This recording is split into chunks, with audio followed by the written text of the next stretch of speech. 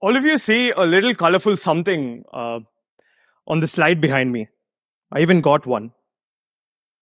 What do you think this is? A paperclip. Thank you so much. I mean, what else could it possibly be? Its typical job is to put a bunch of papers together. If you go one step further, you realize that you could use it to close a packet of chips. If you open it up, you could use it as a SIM card tool, poke a hole into your neighbor's car tire, or even pick a lock. As you open up this paperclip, you start realizing that there are different things you can do with it. Now hold on, I have a secret to share. What if I told you that you are this paperclip? For your whole life, you've been told you're a paperclip, so you expect it to function like one. What we just did is the alternate uses test designed by J.P. Guilford in 1967, where you take a simple day-to-day object and ask yourself of all the multiple uses that that object could offer. When a paperclip could be so many more things, why is it that all of us believe that we can just be one thing? Over the course of the next few minutes, I hope to explain to you and illustrate to you how you can come out of this idea of funnel vision, where you see no more than the expectations that people have on you, to exploring and unlocking the creative monster inside each one of you by getting rid of the idea of mindless growth. Growth. My earliest memory of the word growth was when I was about 6 years old. We'd gone to one of these amusement parks, and there was this ride called the Space Mountain. I remember to this very day that to be able to go on that ride, I had to be at least 112 centimeters tall. The 6-year-old me wore the fattest shoes I had, stood on my toes, patiently waiting for my chance. As the queue grew shorter and shorter, it was now my turn to check my height. I went there, I stood on my toes. But it didn't matter, because they had to reject me. I was off by a few centimeters. The guy at the counter told me, "Hey you, why don't you come back when you grow up?" That's probably my earliest memory of me wanting to grow up, just so that I could become an adult, make decisions for myself, or even go back on that roller coaster ride one last time. As I grew older, I turned towards questioning a very fundamental thought that we all shared. The idea behind the word growth. Whether it's the GDP of our country or the marks in our maths test or the cash flow for a business, growth is good. It's a sign of improvement. Just like most people in this room today, for most of my life, I also convinced myself that if I stopped growing, it was most definitely a bad sign. Let's say you met a genie, and that genie gave you one wish, and my one wish was to grow taller. Keep growing taller. Initially, I see benefits like being able to grab stuff from the shelf above or slam dunk that basketball in that match. But as I keep moving on, I realize that my height is a hindrance because I'm going to bang my head through every door I pass through or not fit in a human-sized bed. The point I'm trying to drive home is that too much of anything can make you start to dislike it. Then if we know that we can't keep growing forever, and if growth can't be a continuous phenomenon that we can experience today, tomorrow, and day after, why do we pursue it? To answer this question, we should probably answer the question of where this endless endeavor of wanting to grow stems from. Usually, the idea of growth starts with that one job interview or that one big entrance exam. We risk falling for what Harvard professor Dr. Tal calls the arrival fallacy or the summit syndrome. It's the idea that a single X will give you lasting happiness. It'll keep you happy forever, and you're so scared to deviate and say things like, I don't think it's working for me anymore. You should probably ask yourself that, is this X even making you happy? Or furthermore, is it even defined by you?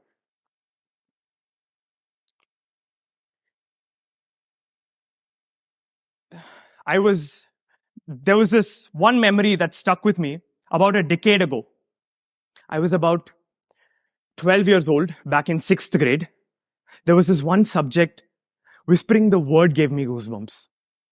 It was computer science.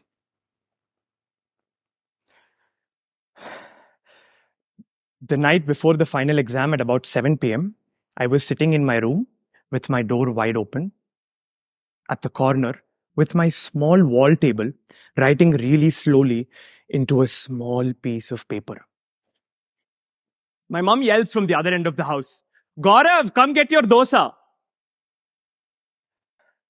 I was so busy in what I was doing, I didn't take notice. My mom sent her messenger, my elder brother. He gushes through the room, running from behind, peeking from behind my shoulder. His eyes rose sharply. He took this piece of paper and screamed, Amma! Which means mom. Gaurav is writing chits for his exam tomorrow. How come he gets to cheat and I don't? The world is so unfair. I am here with my legs shivering. And my brother chooses now to address his problem of how the world is not a fair place after all.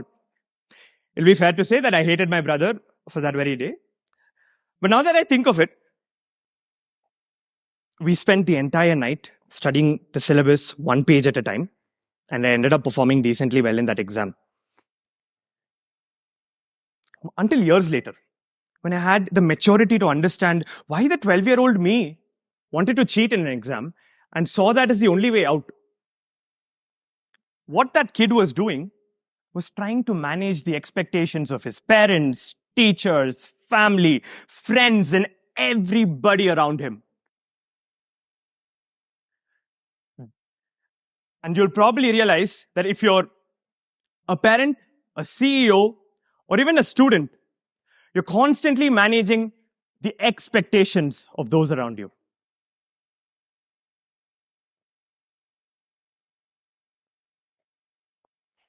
Now, ask yourself, how do you manage expectations in a world that only cares about that X? How do we do it? It's simple. You replace the word expectations with the word feedback. It shouldn't have to be such a soul-crushing experience to go and ask for feedback, right? It takes one to put their guard down and be vulnerable to ask for feedback. Dude, nothing we do is a solid 10 on 10 on the first go. Emphasize to yourself that expectations is your destroyer and feedback is your creator. And remember to not take feedback personally, for the critique is on your work and not on your self-worth. See, I have a confession to make. For as long as I remember, when I was in school, all I cared about is grades, reputations, friends, social media, and everything else that kept me in the spotlight. And as my time came to an end in school and I got ready to move to the next journey of my life, which is university, I promised myself just one thing. That I would prioritize experiences over my exes. Not the kind of exes you're thinking of. I don't have it. But before which I had to solve a small problem. For my whole life, I wanted to learn Hindi. Even while I had to choose my second language back in 6th grade, I fought with everybody and told them that I will choose Hindi, but I somehow ended up choosing French, and I did not regret it much later when we were all writing our board exams. I realized how... See. But it was clear that I would pack my bags and leave to the north of the country, where my fellow Hindi-speaking friends would shine light on me. Little did I know that over the next few years of my life, I would not only learn the language, मैं अभी हिंदी में बात कर सकता हूँ, but also change so fundamentally.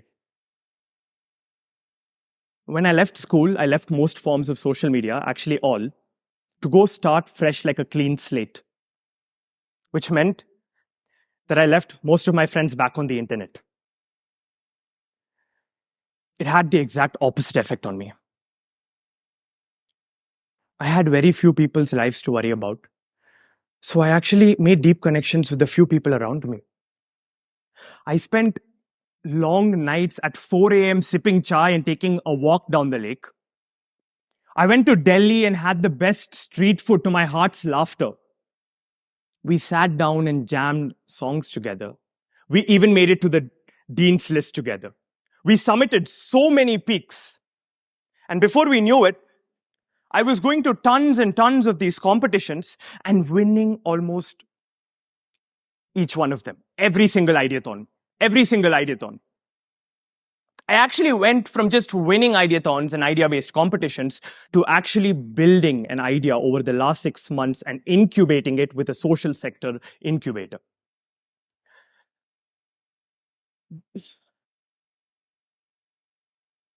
Over the course of 1 year, interestingly, I moved from being a mechanical engineer to dropping out and pursuing a full-blown degree in economics and finance, even though I didn't come from a commerce background or know the last thing about finance. Dude, this is to say that the day you dematerialize outcomes, i.e., stop feeling joy or happiness from being in the spotlight, or sadness from the expectations that the world has on you. Return the emphasis on yourself and stop doing something now if what you're doing does not make sense to you. And how do you know? How do you know? It's by exploring. See, for once, tell yourself that your ability to write exams well doesn't define your ability to learn, apply, or even grow the subject with groundbreaking research. Maybe for once, stop reading about the solar system and save up for a trip to the Himalayas to see the Milky Way with your own 2 eyes. That's a picture I took of the Milky Way on my second summit.